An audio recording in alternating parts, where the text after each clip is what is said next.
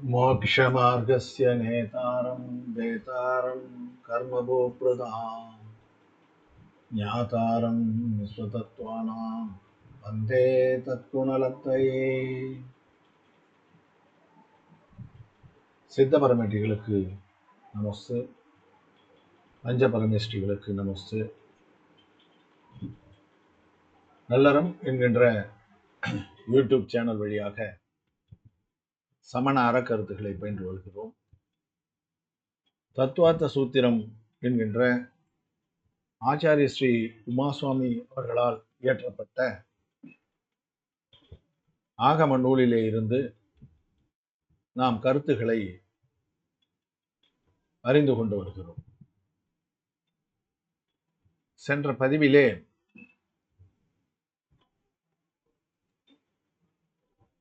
இரண்டாவது அதிகாரத்திலே முதல் சூத்திரமாக 10வது சூத்திரமாக இருக்கக்கூடிய சம்சாரினோ முக்தாச்ச என்ற சூத்திரத்திலே கூறப்பட்டிருக்கின்ற கருத்துக்களை பற்றி நாம் அறிய துவங்கினோம். அதில் பொதுவாக சம்சார உயிர், முக்தி உயிர் என்று 2 வகையான உயிர்கள் இருக்கின்றன. அவற்றிலே சம்சார உயிர், அதாவது மீண்டும் மீண்டும் பிறவியிலே உழன்று கொண்டிருக்கின்ற அந்த உயிர், அது பஞ்ச பரிவர்த்தனைகளிலே ஈடுபடுகிறது, அவற்றிலே உழல்கிறது என்பதை குறித்து நம்ம பார்க்கணும். பஞ்ச பரிவர்த்தனை என்பது குறித்து நம்ம பார்க்கும்போது திரவிய, க்ஷேத்திர, கால, பவ, பாவ இந்த 5 விதமான பரிவர்த்தனைகளை பற்றி தெரிந்து கொண்டோம். அதிலே முதலாக கூறப்படுகின்ற திரவிய பரிவர்த்தனை குறித்து நாம் அறிந்தோம். அடுத்ததாக வரக்கூடியது க்ஷேத்திர பரிவர்த்தனை. க்ஷேத்திரம் என்றால் இடம், உயிர்கள் பிறக்கின்ற இடம். உயிர்கள் அந்த 343 கனரஜ்ஜுன்னு சொல்லுவாங்க உலக அமைப்பு. அதிலே நிக்கோத உயிர்கள் இருக்கின்றன, நரக உயிர்கள் இருக்கின்றன, நடு உலகிலே இருக்கக்கூடிய மனித விலங்கு உயிர்கள் இருக்கின்றன, தேவ உலகங்கள் இருக்கின்றன. இதிலே முதலிலே ஒரு உயிர் நடு உலகத்திலே பிறக்கிறது என்று நமக்கு நூல்கள் கூறும். அதனால நம்ம இப்ப நடு உலகத்திலிருந்து ஆரம்பிச்சு அதை பார்க்கணும். நடு உலகம் என்பது நாம் வசிக்கின்ற இந்த உலகம். ஏற்கனவே கூட நம்ம அந்த உலக அமைப்பிலே இருக்கின்றத சில பதிவுகள்ல பார்த்தோம். இந்த நடு உலகம் எப்படி இருக்கிறது என்று சொன்னால், அதனுடைய மையத்திலே மேருமலை இருக்கிறது. அதற்கு அடுத்ததாக அந்த மேருமலை ஜம்பூ தீபத்திலே இருக்கிறது. அது முதல் தீபம். அந்த தீபத்தை அடுத்து லவண பெருங்கடல் இருக்கிறது. லவண பெருங்கடலை அடுத்து தாதகி கண்டம் இருக்கிறது. தாதகி கண்டத்தை அடுத்து காலோததி சமுத்திரம் இருக்கிறது. இவ்வாறு ஒரு தீபம் ஒரு சமுத்திரம், ஒரு தீபம் ஒரு சமுத்திரம் என்று அடுத்தடுத்து இருக்கின்றன. இப்ப நம்ம இதுல வட்டமிட்டு காண்பித்து உள்ளது போல ஒரு தீபம் ஒரு கடல், அது ஒவ்வொரு வட்டமாக காண்பித்திருக்கு. இவை எண்ணற்றவையாக இருக்கின்றன. இதற்கு முடிவு கிடையாது. அசங்கியாதம், எண்ணற்றவையாக இருக்கின்றன என்று நமக்கு பொதுவாக கூறப்படுகிறது. 3வது அதிகாரத்தில் இது குறித்து முழுமையான விவரங்களை நாம் படிக்க வேண்டியிருக்கிறது. அப்போது இன்னும் விவரமாக பார்க்கலாம். இப்போது நாம் இதை எதற்காக பார்க்கிறோம் என்று சொன்னால், நடு உலகத்தினே மையத்திலே மேருமலையானது இருக்கிறது. மகாமேரு என்று நாம் சொல்கின்ற அந்த மேருமலை இருக்கிறது. இப்ப இதுல மனிதர்கள் வாழ்கின்ற பகுதியே 2வது தீபம் என்று சொல்றோம். மனித பிறவியை மட்டுமே நம்ம பார்க்க போறதில்லை, எல்லா பிறவிகளையும் தான் நாம் தெரிந்து கொள்ள வேண்டியிருக்கிறது. இருந்தாலும் அந்த மனிதர்கள் வாழ்கின்ற பகுதியை பற்றி கொஞ்சம் விளக்கமா புரியும் போது நமக்கு இந்த நடு உலகத்தினுடைய அடிப்படை புரியும். முதலிலே இருப்பது ஜம்பு தீபம். இப்ப பார்த்தோம் இல்லைங்களா, அது போல இங்க நடுவுல ஒரு வட்டமாக வட்டமிட்டு காட்சி. அதற்கு அடுத்ததாக இருக்கக்கூடிய லவணக்கடல், அதற்கு அடுத்தது தீவு தாதகி தீபம், அதற்கு அடுத்ததாக வரக்கூடியது காலோததி சமுத்திரம், அதற்கு அடுத்ததாக வரக்கூடியது புஷ்பகரவர தீபம். அதை பற்றி நம்ம இதனுடைய விவரங்களை நாம் அடுத்த அதிகாரத்திலே முழுமையாக தெரிந்து கொள்ளலாம். இப்ப நம்ம எதற்காக இதை நம்ம சொல்றோம்னா, நடுவிலே ஜம்பூ தீபமாக இருக்கிறது. அந்த தீபத்திலே வரக்கூடியது மையத்திலே இருப்பது மேருமலை. ஜம்பூ தீபத்தினுடைய மையத்திலே இருக்கக்கூடியது மேருமலை. மேருமலை இந்த போன்ற அமைப்பை கொண்டிருக்கும். இதை பற்றி விவரங்களும் கூட அடுத்த இதில் பார்க்கலாம். இப்ப சுருக்கமாக நாம் தெரிந்து கொள்ளலாம். கஷேத்திரம் என்றால் என்ன என்று தெரிந்து கொள்வதற்காகத்தான் இது பார்க்கணும். ஜம்பூ தீபத்தினுடைய அதனுடைய நடுவில் இருப்பது விதேக கஷேத்திரம். அதனுடைய பூமியினுடைய மத்தியில, அந்த பூமியினுடைய மத்தியில பூமிக்குள்ளே 1000 ஆழம், 1000 யோஜனை ஆழத்தில் இருக்கு. பூமிக்கு மேலே இப்ப பார்க்கின்ற உருவம் பூமிக்கு மேலே இருப்பது 99,000 யோஜனை. அப்போ மொத்தத்திலே 1,00,000 யோஜனை உயரம் உள்ளதாக இருக்கிறது. நம்ம நடு உலகத்தினுடைய அந்த உயரமும் அந்த 1,00,000 யோஜனை தான். இப்போது இதனுடைய பகுதிகள் 4 பகுதிகளாக இருப்பதை நம்ம பார்க்கிறோம்.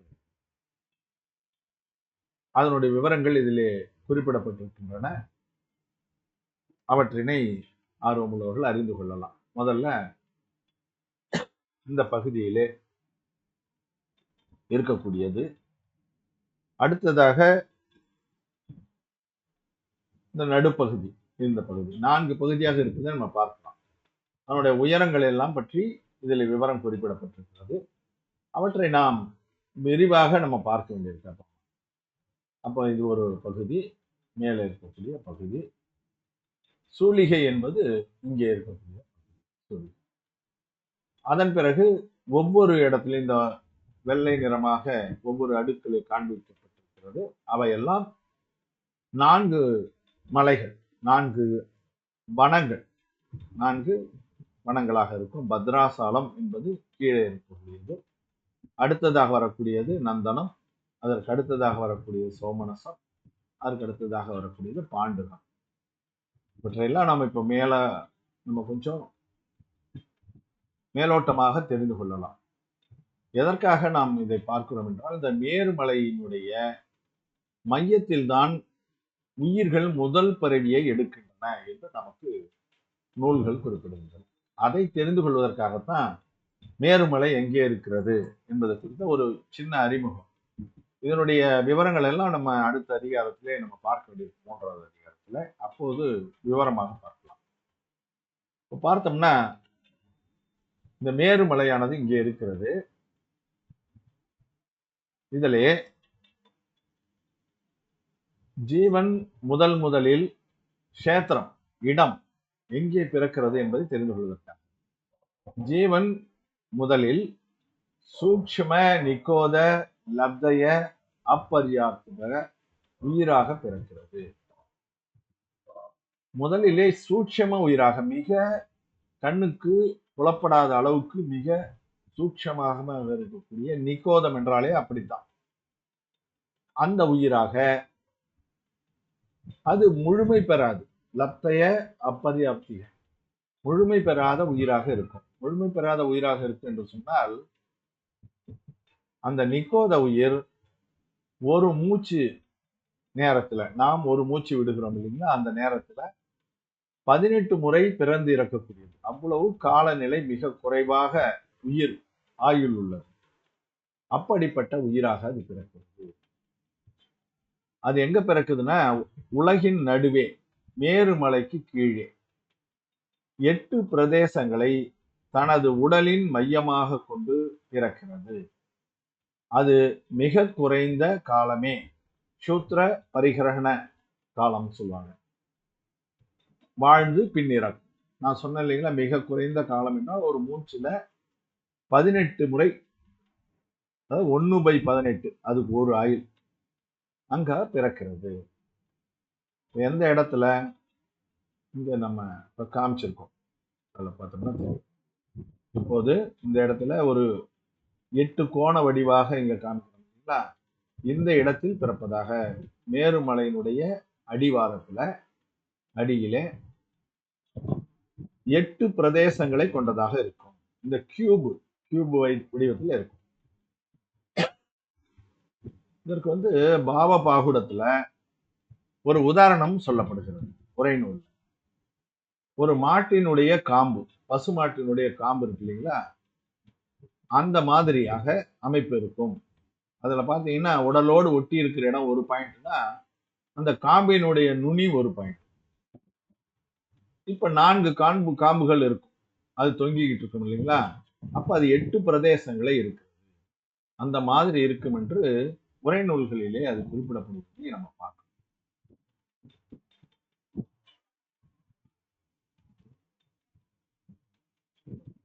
அதனால இந்த இடத்திலே அது பிறக்கிறது என்பதை நாம் அறிந்து. இப்ப அடுத்ததாக அந்த மாதிரி வாழ்ந்து பின் இறந்து விடுகிறது இல்லையா, மீண்டும் அதே உடல் அளவுடன், எவ்வளவு மிக குறைந்த உடல் அளவோடு பிறந்ததோ அதே அளவுடன் அதே இடத்தில் இரண்டாவதாக பிறந்து இறக்கும். இரண்டாவது முறையும் இப்ப நம்ம 18 முறை ஒரு மூச்சிலேன்னு சொல்லிட்டோம். இப்ப முதல் முறை பிறக்குது, இறக்குது. அதே இடத்துல அதே உடல் அளவோடு இரண்டாவது முறை பிறக்குது, இறக்குது. மூன்றாவது, நான்காவதாக இவ்வாறு தொடர்ச்சியாக நிகழ்கிறது. அந்த பிரதேசத்தை எப்படி கொண்டு வராங்கன்னா, ஒரு கன அங்குலத்தின் அசங்கியாத பாகத்தில் எத்தனை பிரதேசங்கள் உள்ளதோ அத்தனை முறை பிறந்து இறக்கும். இது மிகச்சிறந்த மிக சிறிய உயிர். ஒரு கன அங்குலம்ன்றது இந்த இடத்துல காமிச்சிருக்கோம். ஒரு கன அங்குலம் என்பது ஒரு மாதத்தான், இது ஒரு அளவு. இதுதான். இதுல எத்தனை இடம் இருக்கோ அத்தனை இடத்துலயும் அது பிறக்கும். இந்த கன அங்குலத்துக்கு உள்ளார இவ்வாறு மூன்றாவது தடவையாக, நான்காவது தடவையாக, அஞ்சாவது தடவையாக தொடர்ச்சியாக அது பிறந்து கொண்டே இருக்கும். அவ்வாறு பிறந்த பிறகு அடுத்த கட்டமாக இந்த இடத்துல பார்த்தோம்னா,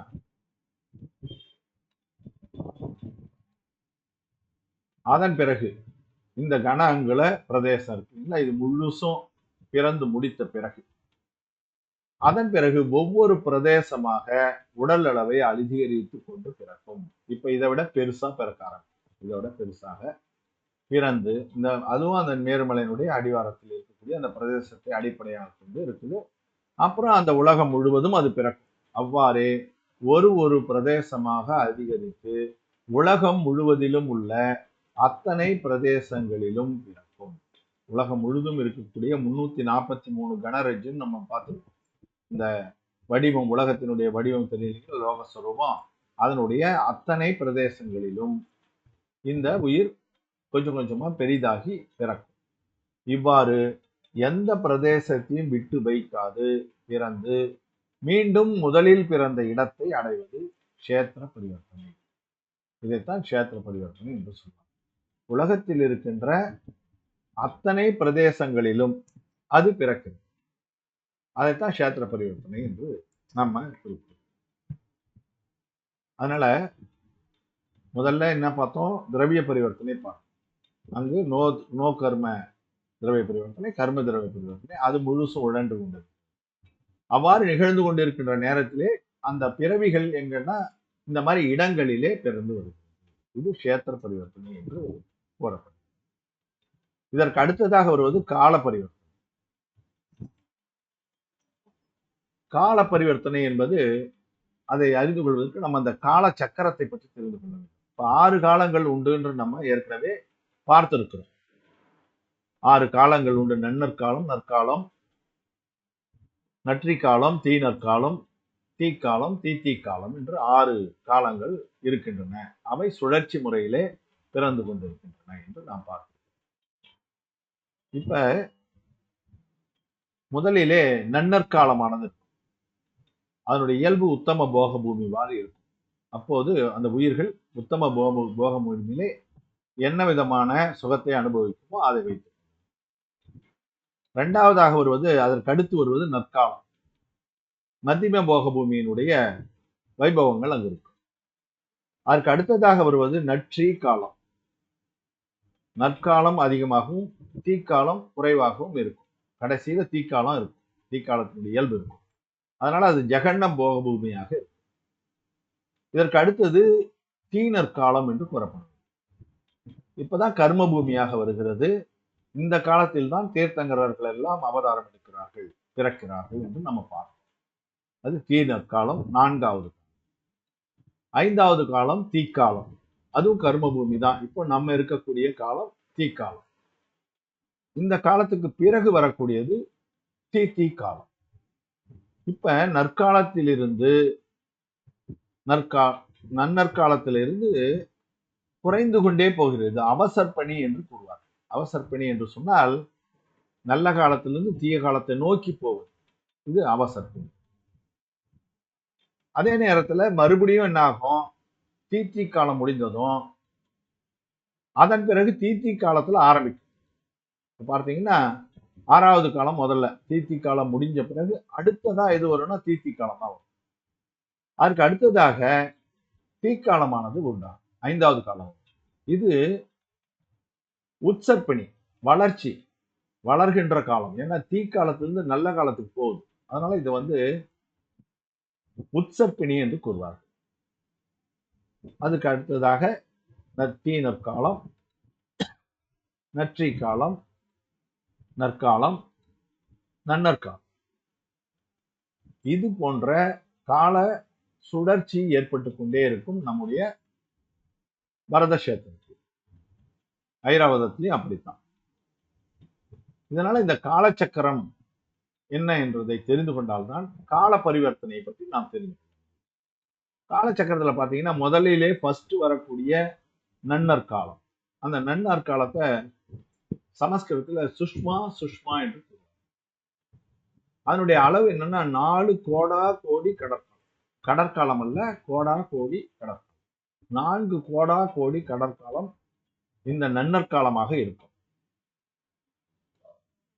அதற்கு அடுத்து வரக்கூடிய காலம் சுஷ்மா நற்காலம். அது 3 கோடா கோடி கடற்காலம் நீடிக்கும்.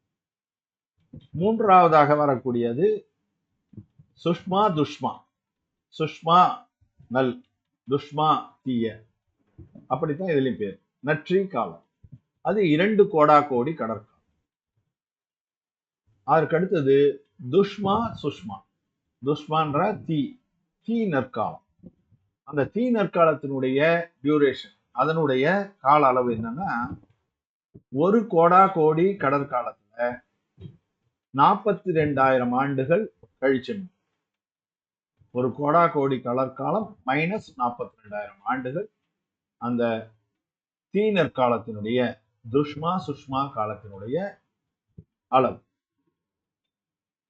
அந்த அளவு வந்து அதுக்கு அடுத்ததாக தீக்காலம், நாம் இருக்கின்ற இந்த தீக்காலம் 21,000 ஆண்டுகள்.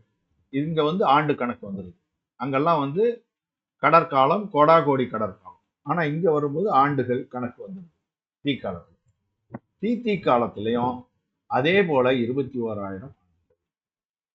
இப்ப இந்த துஷ்மா சுஷ்மா காலத்துல பாத்தீங்கன்னா 1 கோடா கோடி கடற்காலத்துல 42,000 ஆண்டு கழிச்சிருக்கணும் இல்லைங்களா? அது இங்க 21 பிரிஞ்சிடுது.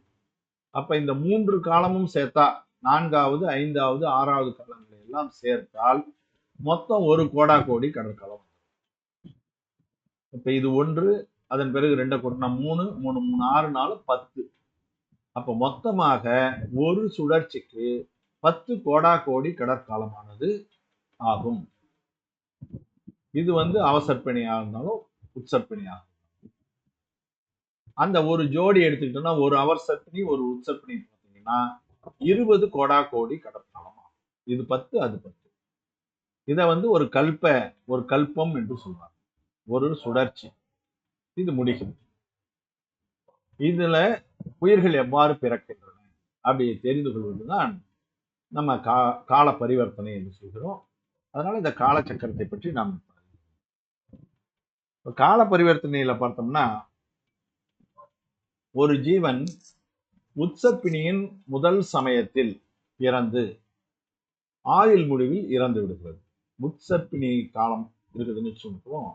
முதல் ஒரு உற்பத்தி உற்சர்பிணி காலம் அதனுடைய முதல் சமயம். சமயம் என்றால் நம்ம ஏற்கனவே நிறைய தடவை பார்த்துட்டோம். மிக குறைந்த அந்த காலத்தை சமயம் என்று சொல்கிறோம். ஒரு நொடியில எண்ணில் அடங்காத சமயங்கள் இருக்கு.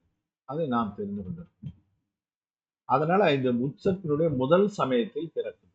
பிறந்து ஆயுள் முடிவில் எப்ப ஆயுள் முடியுதோ அந்த ஜீவன் இறந்து. அதே ஜீவன் அடுத்த உற்சப்பிணியின் 2வது காலத்தில் பிறந்து இறக்கிறது. அது பார்த்துக்கணும். அடுத்த உற்சப்பிணியினுடைய 2வது சமயம் எப்போ வரும்? 2வது சமயத்தில், 2வது காலத்தில் இதில் இருக்கு.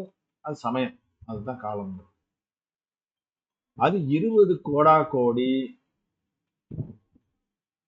கடற்காலங்கள் கழித்து தான் அந்த 2வது காலமே வரும். உற்சப்பினுடைய காலமே வரும். அப்போ பிறக்கணும். அப்ப பிறந்து இறக்கும். அப்ப அந்த பிறவி வருவதற்கே 20 கோடா கோடி கடற்காலம் ஆகிவிடும் அந்த ஜீவன். அதற்கு அடுத்து பாத்தீங்கன்னா மீண்டும் 3ஆம் உற்சப்பிணியின் 3ஆம் காலத்தில் பிறக்கும். முதல் உற்சப்பிணியில முதல் சமயத்தில் பிறக்கும். 2வது உற்சப்பிணியினுடைய 2வது காலத்தில் பிறக்கும். 3வது உற்சப்பிணியில 3வது சமயத்தில் பிறக்கும். அதே போல 4வது சமயம், 5வது சமயம் என்று அந்த ஜீவன் உற்சப்பினுடைய எல்லா காலங்களிலும், எல்லா சமயங்களிலும் பிறந்தும் இறந்தும் சுழற்சியை முடிக்கிறது. அப்ப உற்சப்பினுடைய எல்லா சமயங்களிலும் அந்த ஜீவனானது பிறக்கும். அது உற்சப்பினி காலத்தை முடிப்பது. அதே போல அவசற்பிணியினுடைய எல்லா காலங்களிலும் இப்ப நம்ம சொன்ன மாதிரி அவசற்பிணியினுடைய முதல் அவசற்பிணி காலத்தினுடைய முதல் சமயத்துல பிறந்து இறக்கணும். அப்ப 2வது அவசற்பிணியுடைய 2வது காலம், 3வது அவசற்பிணியுடைய 3வது காலம் என்று அவசற்பிணியினுடைய எல்லா காலங்களிலும் அது பிறந்து இறக்கிறது. அதனால பிறப்பு இறப்பு என்பது எந்த ஒரு கால இடைவெளியும் இல்லாமல் நிகழ்ந்து கொண்டே இருக்கிறது. உயிர் தனியா இருக்காது. தனியா இருப்பது வெறும் 3 சமயங்கள் தான். 3 சமய நேரம்தான் உயிர் உடல் இல்லாமல் இருக்கும். 4வது சமயத்துல ஏதாவது ஒரு உடலை எடுத்துவிடும். பிறவி என்று இருக்கின்ற வரைக்கும், முக்தி அடைகிற வரைக்கும். அதனால பிறப்பு இறப்பு எந்த ஒரு கால இடைவெளியும் இல்லாமல் தொடர்ச்சியாக நிகழ்ந்து கொண்டே இருக்கு. இவ்வாறு உற்சப்பிணி அவசற்பிணியின் எல்லா சமயங்களிலும் காலங்களிலும் இந்த இடத்துல கொடுத்துருக்க, அதை நம்ம சமயம் என்று புரிந்து கொள்ள வேண்டும். எல்லா காலங்களிலும் எடுக்கும் மொத்த பிறவி, அது எத்தனை பிறவின்னு நம்ம கணக்கிலே எடுக்க முடியாது. ஏன்னா கோடா கோடி கடற்காலம் என்பதே எவ்வளவு பெரியதுன்னு தெரியும். அது 20 கோடா கோடி கடற்காலம் முடிஞ்ச பிறகுதான் அடுத்த 2வது சமயத்துல பிறக்குது. அப்ப எவ்வளவோ காலங்கள் ஓடிவிடும். அவ்வாறு இருக்கின்ற அந்த மொத்த பிறவியும் எடுக்கின்ற அந்த பரிவர்த்தனையை கால பரிவர்த்தனை என்று நாம். அதனால இந்த ஜீவன்கள் எவ்வளவு காலத்திலே பிறவியிலே உழல்கின்றன என்பதை அறிந்து கொள்வதற்காகத்தான். அங்க பார்த்தோம்னா திரவிய பரிவர்த்தனை இருந்தது. இப்ப கால பரிவர்த்தனையை பார்த்தா அதை விட அதிகமாக இருக்கிறது. உயிர்கள் பிறக்கின்ற பிறவிகளுடைய எண்ணிக்கையை நம்ம கணக்கு கூட பார்த்தோம்னா அதை விட அதிகமாகவே இதிலே தெரியும். இவ்வாறு நம்ம இப்ப இந்த பதிவுல நம்ம தெரிந்து கொண்டது க்ஷேத்திர பரிவர்த்தனையையும் கால பரிவர்த்தனையும் பற்றி நாம் அறிந்து கொண்டோம். இதற்கு அடுத்ததாக நம்ம பவ பரிவர்த்தனை, பாவ பரிவர்த்தனை 2 இருக்கு. அவற்றையும் நம்ம அடுத்த பதிவுல தெரிந்து கொள்ளலாம். பாவ பரிவர்த்தனை மிகவும் முக்கியமானது. அதனால அதையும் நம்ம அவசியம் தெரிந்து கொள்ள வேண்டியது. தொடர்ந்து இந்த பஞ்ச பரிவர்த்தனைகள் மிக முக்கியமான ஒரு பொருளாக இருப்பதனால்தான் கொஞ்சம் இந்த சூத்திரத்துக்கான விளக்கம் நீண்டு கொண்டு செல்கிறது. இதனை பொறுமையாக பார்த்த அனைவருக்கும் மிகவும் நன்றி. தொடர்ந்து நல்லறம் என்கின்ற இந்த யூடியூப் சேனலை சப்ஸ்கிரைப் செய்து பார்த்து வருமாறு அன்போடு கேட்டுக்கொள்கிறேன். இது தேவைப்படுபவர்களுக்கு ஃபார்வர்ட் செய்யுமாறும், இந்த வீடியோ உங்களுக்கு பிடித்திருக்கும் பட்சத்தில் தம்ஸ் அப் சிம்பல் அதை தொட்டு ஆதரிக்குமாறும், தங்களுடைய கருத்துக்களை கமெண்ட் பாக்ஸிலே பதியுமாறும் கேட்டுக்கொள்கிறேன். சென்ற பதிவிலே நம்முடைய பவ்யர் ஒருவர் மிக விரிவான ஒரு கேள்வியை கேட்டிருந்தார். அதற்கான விளக்கத்தை தனியாக ஒரு பதிவிலே நான் செய்யலாம் என்று. அந்த கேள்விகள் பதில் அளிக்கக்கூடிய கேள்விகள் தான். அதுல முக்கியமான ஒரு விஷயத்தை இதில் தெரிந்து கொள்ள வேண்டும். நம்முடைய தத்துவங்களை முழுவதுமாக நாம் நம்பி அதன் அடிப்படையிலே தான் நம் அறிதல் இருக்க வேண்டும். அது ரொம்ப முக்கியமானது. இதை ஒரு முன்னோட்டமாக கூறி அந்த பதிவுக்கான அந்த கேள்விகளுக்கான பதிலினை கூட நான் தனியாக ஒரு பதிவிலே இந்த பஞ்ச பரிவர்த்தனை முடித்த பிறகு அதை ஒரு தனிப்பதிவிலே நான் தெரிவிக்க கடமைப்பட்டிருக்கிறேன் என்பதை கூறி வாய்ப்புக்கு நன்றி கூறி முடித்துக் கொள்கிறேன். ஜெய் ஜினேந்திரா. தொடர்ந்து ஆதரிக்குமாறு பணிவோடு கேட்டுக்கொள்கிறேன். நன்றி.